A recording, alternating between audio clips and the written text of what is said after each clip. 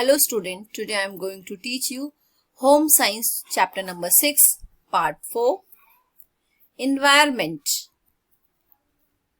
Soil pollutions.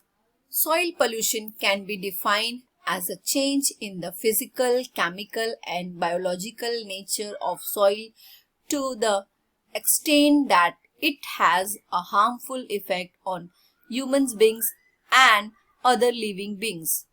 Soil become polluted when waste from factory in the form of chemical and metals are not disposed of properly. Some chemical can make the soil totally infertile. जो भूमि प्रदूषण है, भूमि प्रदूषण का जो मतलब है कई हद तक जो भौतिक या रासायनिक जो जैविक परिवर्तन होते हैं उससे है, जिनका मनुष्य और अन्य जो जीवित प्राणी हैं उन पर हानिकारक प्रभाव पड़ता है। जो भूमि प्रदूषण तब होता है जब उसमें फैक्ट्रियों के जो रसायन पदार्थ है और जो धातुओं को जो फेंक देते हैं, जो बच जाता है, मेटल्स वगैरह यहाँ पे मेंशन किया है। कुछ रसायन जो भूमि में को पूरी तरह से बंजर बना देते हैं।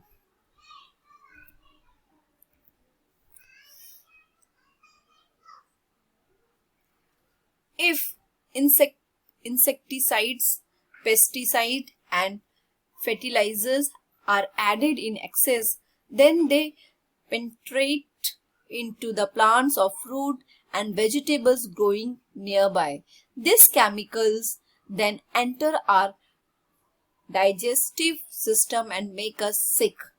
जब भूमि या खेतों में अधिक मात्रा में कीटाणुनाशक और कृमिनाशक तथा जो उपजाऊ जो उर्वरक को उपयोग किया जाता है, तो ये तत्व जो है पौधे को या आसपास जो विकसित हो रहे फलों और सब्जियों में प्रवेश कर जाते हैं और तत्पश्चात ये जो रासायनिक भोजन के रूप में हमारे पाचन तंत्र या हम उसको डाइजेस्टिंग सिस्टम कहते हैं में प्रवेश करते हैं और हमें बीमार कर देते हैं।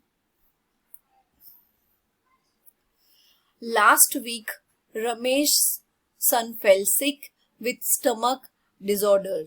The doctor told him that it was due to his moving bare roots on the soil. When the garbage is left on the soil, it roots and become a breeding ground for insect, worms and germs. There may be a disease germs already present in the garbage. When people defecate and urinate on the soil, then dirty germs and worms are generated. When somebody walks barefoot on this soil, these germs and worms enter their system and cause stomach disorder. They enter into animal and plant system also through food chain, thus infesting all living beings. पिछले हफ्ते रमेश का बेटा बीमार हुआ था। उसके पेट में कुछ पेन हो रहा था, दर्द हो रहा था। तो डॉक्टर ने बताया कि मिट्टी में नंगे पैर चलने के कारण उसे ये समस्या हुई है। घर में जब कूड़ा कचरा मिट्टी में डाला जाता है तो वो सड़ जाता है और इसके कारण जमीन पर कीट और जो है कीटाणु पनप जाते हैं। कूड़े कचरे में विभिन्न बीमारियों के रोगाणु मौजूद होते हैं। जब लोग खुली जगहों पर जो है गंदगी फैलाते हैं तो वहाँ की जो मिट्टी में कीटाणु हो जाते हैं और जब हम नंगे पाँव उस मिट्टी पर चलते हैं तो ये जो कीटाणु है वो हमारे शरीर में प्रवेश करते हैं और हमारे पाचन तंत्र को प्रभावित करते हैं। ये भोजन जो चक्र के माध्यम से पशुओं और पौधों में भी प्रवेश करते हैं। इस प्रकार सभी जो जीव और इसका शिकार बन जाते हैं। You must have observed that defecating and urinating in the open is a common practice in India. The urine and excrete may contain germs and worms which enter the soil and polluted it. If it rains, the dirt flow into the nearby source of water. Some people have a bad habit of spitting anywhere and everywhere. The sputum not only spoil the surrounding but may carry disease germs. It may dry up and despair by the germs remain and polluted the soil. आपने देखा होगा कि भारत में खुली जगहों पर शौच या यूरिन करना एक सामान्य बात है और यूरिन तथा शौच में कीटाणु तथा जीवाणु होते हैं जो भूमि में मिलकर उसे प्रदूषित कर देते हैं। जब बारिश होती है तो ये प्रदूषित मिट्टी बहते हुए जल के सोते तक पहुंच जाती है और जल के इन सोतों को भी प्रदूषित कर देती है। कुछ लोगों को कहीं भी थूकने की आदत ही होती है। थूकी या लार न केवल आसपास के वातावरण को दूषित करती है बल्कि इसके जो जीवाणु या रोगों को जन्म देते हैं और ये लार सूखकर अदृश्य हो जाती है, किंतु इसके कीटाणु बने रहते हैं और भूमि को प्रदूषित करते हैं। Effect of soil pollution. You have read that improper disposal of domestic waste, infected, urinating and spitting in the open are all sources of spread of disease, germs and worms into the soil. You also know that when we walk barefoot on the soil, these germs enter into our body and eventually make us sick. Very often, industrial and agriculture waste leaves harmful chemical in the soil. Plants and vegetables grown in such a soil absorb this chemical. Animal and human beings who consume these plants may fall ill. जो भूमि का जो प्रदूषण के प्रभाव इस तरह से होते हैं, आपने अभी जैसे हमने इस पार्ट में पढ़ा कि घरों की जो एक्टिविटी है और बाहर शौच करने जाते हैं और खुले में थूकना, ये इससे तो भूमि प्रदूषण फैलता ही है। पर ये भी आप जानते हैं कि जब हम नंगे पांव मिट्टी पर चलते हैं तो उस मिट्टी में उपस्थित जीवाणु और कीटाणु हमारे शरीर में प्रवेश करते हैं और हमें बीमार बना देते हैं। पर कई बार जो औद्योगिक या इंडस्ट्रियल और कृषि जो खेती बाड़ी है उसकी मिट्टी जो है मतलब उस प्रदूषित होती है और इस प्रदूषित मिट्टी में फल और सब्जियां उगाई जाती है तो हानिकारक रसायनों को अपने में अवशोषित कर लेती है और मनुष्य तथा पशुओं और इन फलों और सब्जियों का सेवन करते हैं, बीमार पड़ जाते हैं। Way to control soil pollution.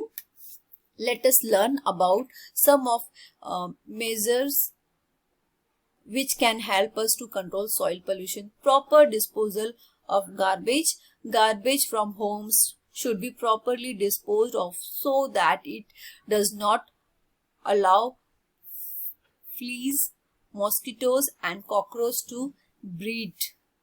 At home it must be collected in a bin which should be kept covered. आइए जो भूमि प्रदूषण को नियंत्रण करने के लिए कुछ उपाय देखेंगे।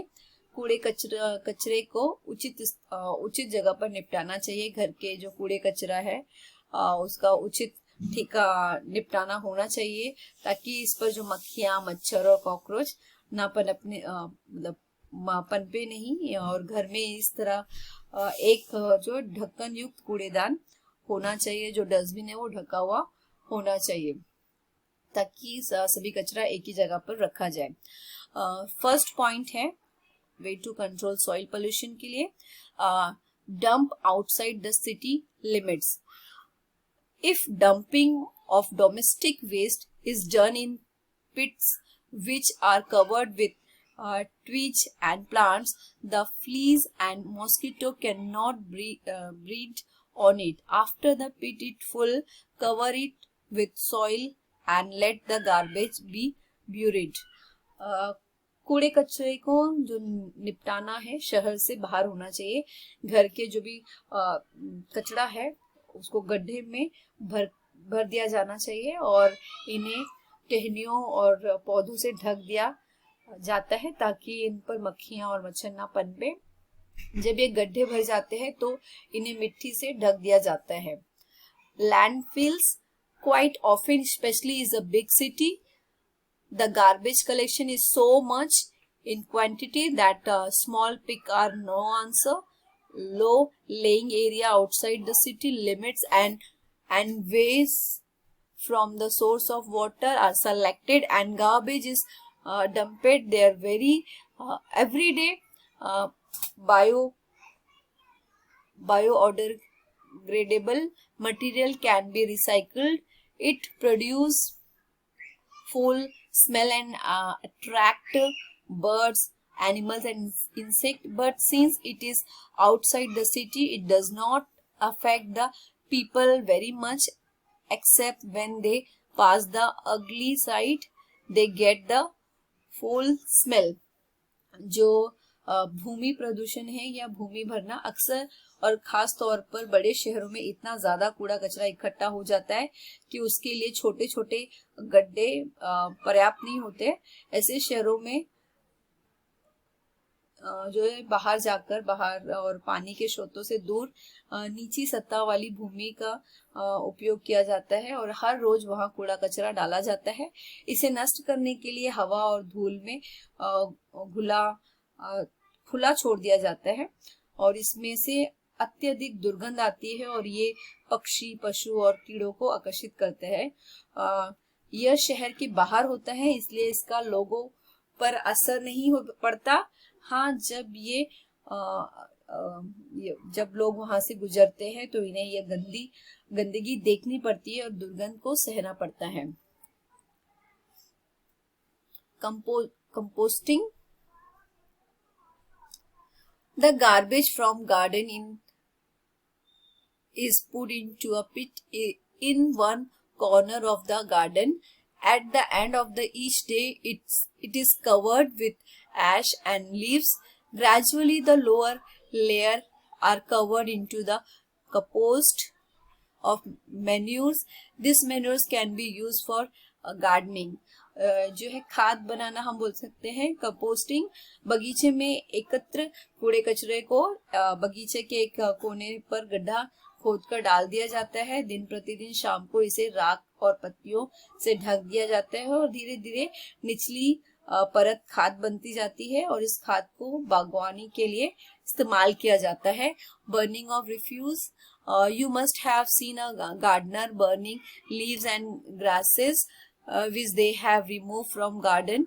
Burning can produce a lot of smoke which cause air pollution. Burning of refuse is banned in metropolitan cities since they already have very high level of air pollutions.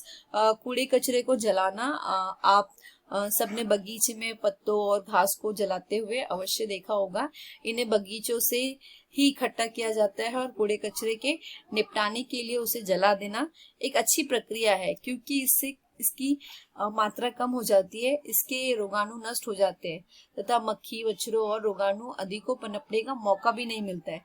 किंतु कूड़ा कचरा जलाने से काफी धुआं निकलता है जो वायु को प्रदूषित करता है। और जो लास्ट पॉइंट है incinerations, the latest technology in garbage disposal is the use of an incinerator. An incinerator is a furnace in which the garbage is burned. This is an expensive method because a lot of fuel is required to burn the rubbish. However, it is a sterile and safe. The garbage is reduced to a relatively small heap of ash. None of the method of garbage disposal mentions above is satisfactory. Each one has its own merit and demerit, but a lot can be achieved by keeping our surrounding clean if we educate ourselves and our neighborhood about the proper disposal of the garbage from our homes. Okay, some of measures to control soil pollutions are use of sanitary, limit use of यहाँ जो